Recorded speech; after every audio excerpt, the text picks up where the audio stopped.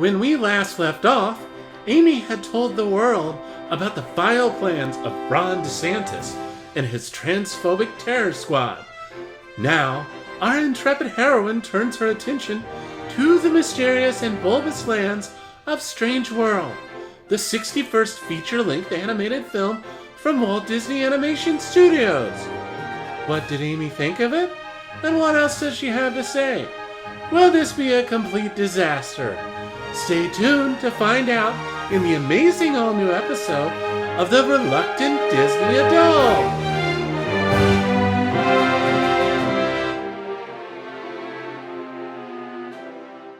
Hello everybody, I'm Amy, and welcome to The Reluctant Disney Adult, a series of videos where we take on almost all things Disney.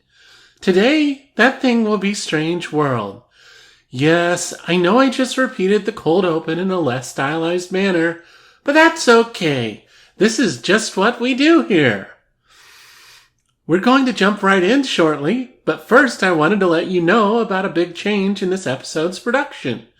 Our wonderful creative consultant, Anya, is going to handle the visuals to go along with my narration. We felt it was a good idea to divide up the labor, as these videos can take a while when it's just one of us working. She is free to use her own discretion as to what to post, as long as on the whole, it's relevant to what I'm saying. Now you might say it's a risk putting a cat who has never made a video in charge. But I've seen this channel's analytics.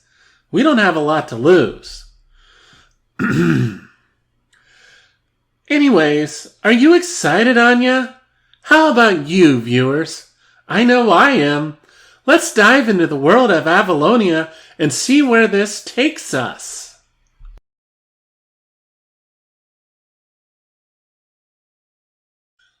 So, Strange World. It's as I've said before, it's the 61st movie from Walt Disney Animation Studios. It came out in November of last year, and though it wasn't around for very long in theaters, it's apparently had a much more popular life since it came on to Disney+. Anyway, I guess I'll start off by just talking a bit about the beginning of the film. I mean, the film, the plot, such have you. It's kind of a throwback to like old sci-fi, maybe like, B movies, and it's kind of got like a pulpy adventure comic feel to it as well. It's a story about this family. They're called the Clade family, and there's Jaeger Clade, who is this famous explorer. Like, he's famous enough that there's a statue of him in the center of Avalonia. But he is a famous explorer, and he's played by Dennis Quaid, and he's on this expedition to cross the impassable mountains that surround Avalonia, which no one has done to date. And he's with a team of adventurers that include Callisto Mall, who's played by Lucy Liu, who is one of the adventurers, and Jaeger's son, Searcher, who is played by Jake Gyllenhaal. Now, in this part, he is a young man. But as the movie goes on, there's a whole falling out. Searcher finds this plant called Pando that looks like it could be a miracle power source, and he thinks that all of the scientific effort of Avalonia should be put into researching this, whereas Jaeger disagrees. He thinks they should still go on. Anyway, Jaeger goes on by himself. Everyone else goes back to Avalonia, and then we flash forward, and Searcher is now like in his 40s, his late 30s, his early 40s. He has a family. He has a 16-year-old son named Ethan, played Jabuki Young White. and the wife, Meridian, played by Gabrielle Union. And they've got a dog named Legend, who's got 3 legs and who looks an awful lot like Jaeger. And they grow Pando. Now, Pando is this miracle energy source that people just... I mean, it's like this thing that really is used to revolutionize the world of Avalonia. But anyway,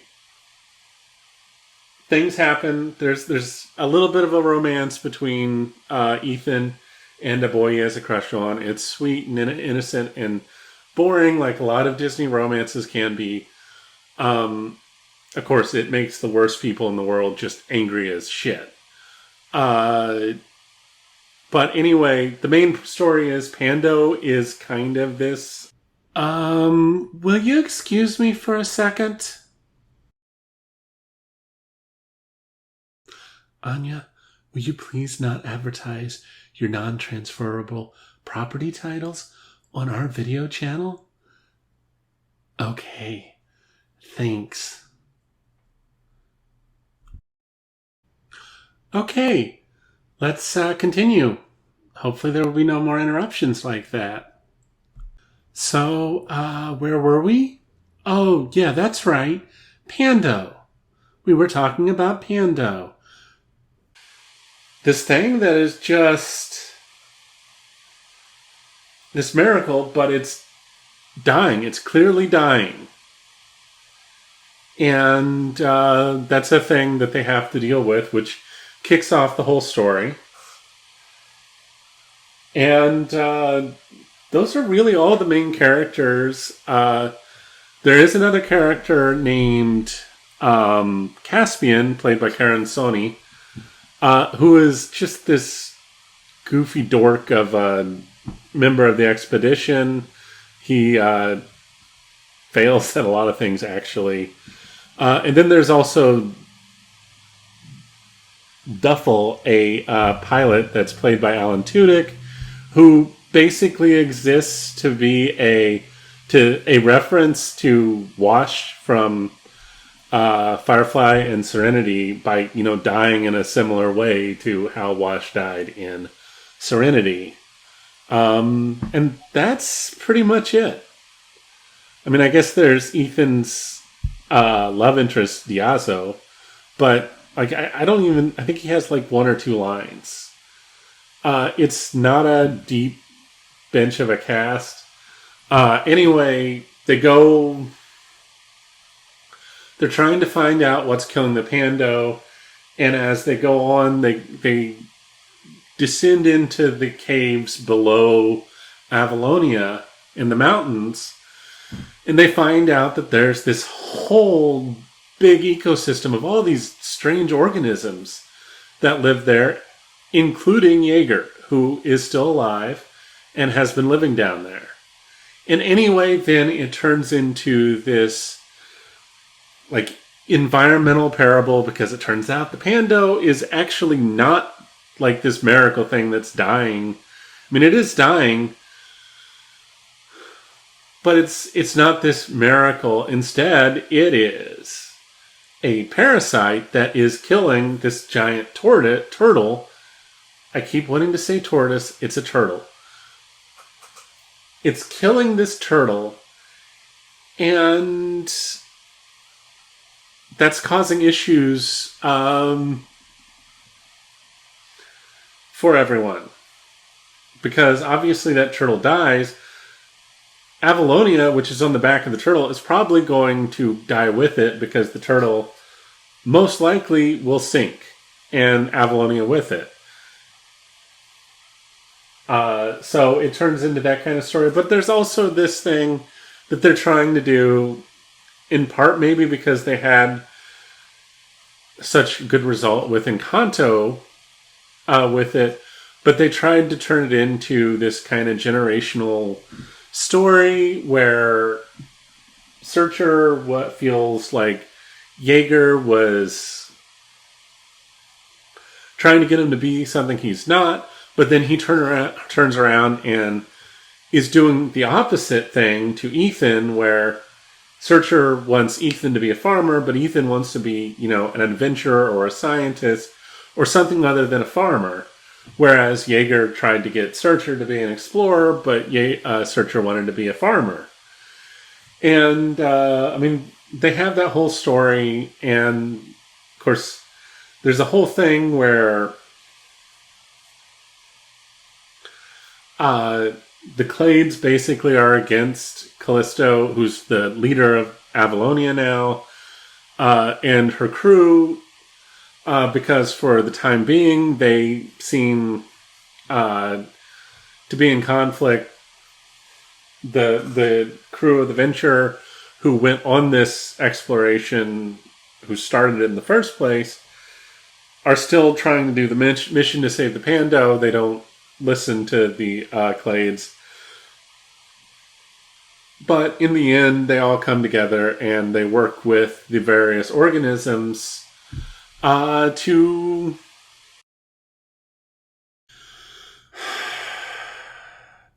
Will you excuse me for 1 second, please?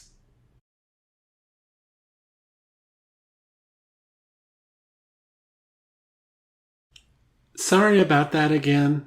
Let's move on. So we were talking about the giant turtle. Save the turtle and to save Avalonia, and that's that. And it's definitely got a lot of neat elements. The organisms are cool. The organisms work very well. I have a nitpick, which I'll get to later, with all that. But no, it works. They're really neat looking. There's clearly imaginative animation going on. It's honestly some of the most imaginative. I don't necessarily say the best. Encanto and Moana, I think, have the best animation of recent Disney films. But it's very good animation, and it's not a bad story, and I like the elements where they kind of bring in the pulpy adventure story and the kind of B-movie plot and elements to it all. But it just doesn't come together. It doesn't really come together, and it's not a great film. It's not a bad film. We're not talking about, Cars 2. We're not talking about Chicken Little here. It's just not a good film. Not a great film. And that's too bad. Because there's a lot going for it, but the parts just don't make the whole. And a big part of that is I don't really think the whole central thing with the Clades, their relationship really works. Like, there's a few things. They do some nice, subtle, small things that do work really well.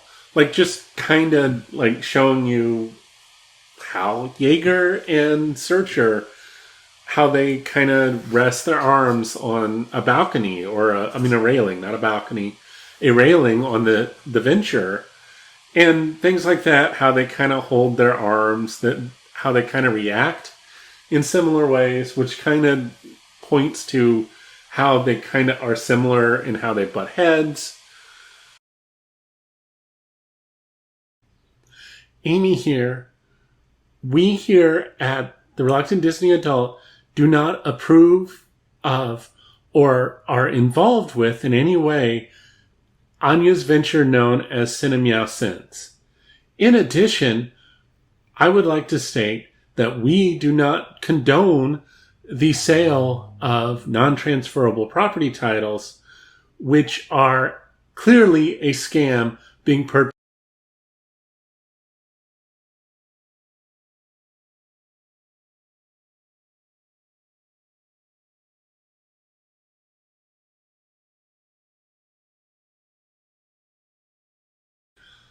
Okay, after that Yet another interruption. We are back. We are hopeful that there will be no more gross interruptions of this video. We apologize profusely that this has happened, and you can rest assured it will not happen again. But first, we are going to turn it over to Anya to do her own apology.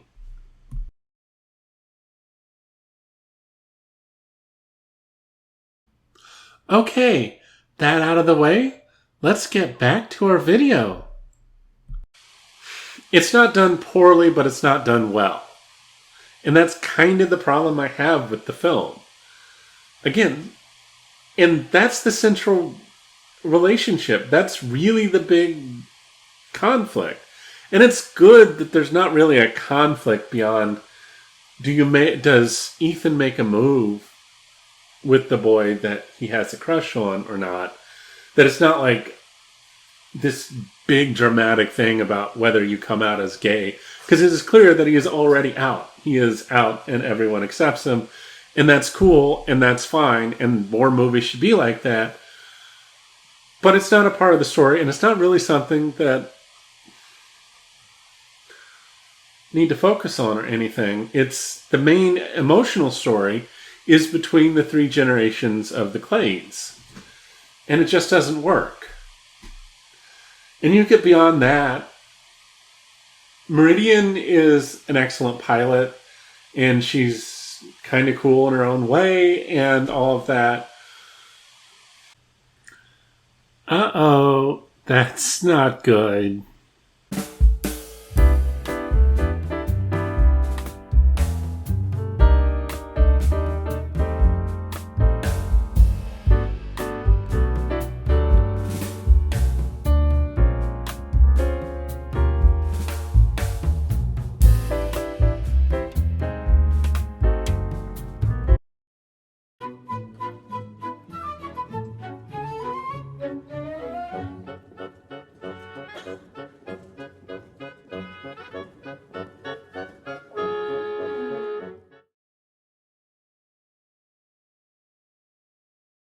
But she's just a support mom. She's just there to just kind of support things, and she doesn't have her own really emotional life outside of just being there to support her husband and support her son and to support, to a certain degree, even her father-in-law.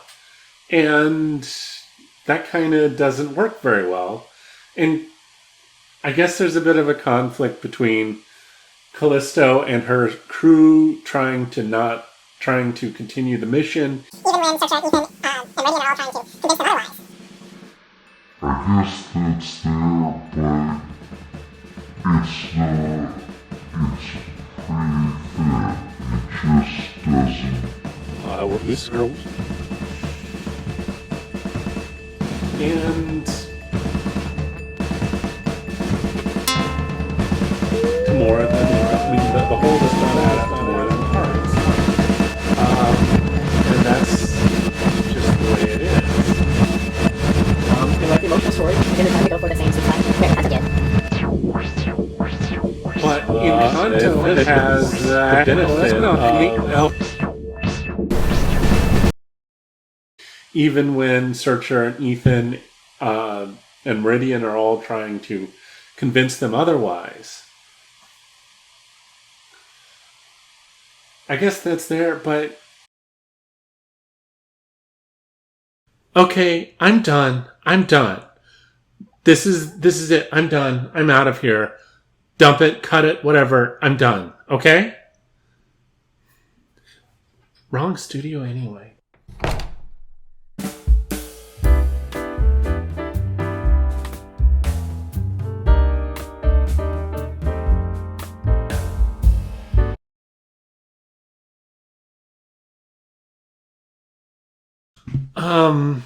Wow. Yeah. Lesson learned, I suppose? If you're still here, though, you're our kind of viewer. Go ahead and give us a like. And while you're at it, give us that sweet, sweet subscribe. Every little bit matters, and make sure there will be more video fun to come in the future. We've got great things planned, and it'd be swell if you got a chance to see them. And if you are really into what we are doing, please check out our Patreon. Sure, it's quiet over there at the moment, but before long, it'll be another great place for that good old reluctant magic. Sorry, I know, it's the usual YouTube routine. It's over now, so let us celebrate. Oh yeah, I almost forgot. If we hit 100,000 subscribers, my fiance and I will provide a commentary for the Apple Dumpling Gang. Yes, I know that subscription count is considerably lower right now. I know how outlandish 100,000 feels. We would really hate it if you made us honor this ridiculous guarantee. On the next episode of The Reluctant Disney Adult, please stand clear of the doors. Por favor, manténganse alejado de las puertas. We're on a non-stop journey to later in July to discuss the Walt Disney World transportation system. Have a safe trip home, and we look forward to seeing you again here at The Reluctant Disney Adult.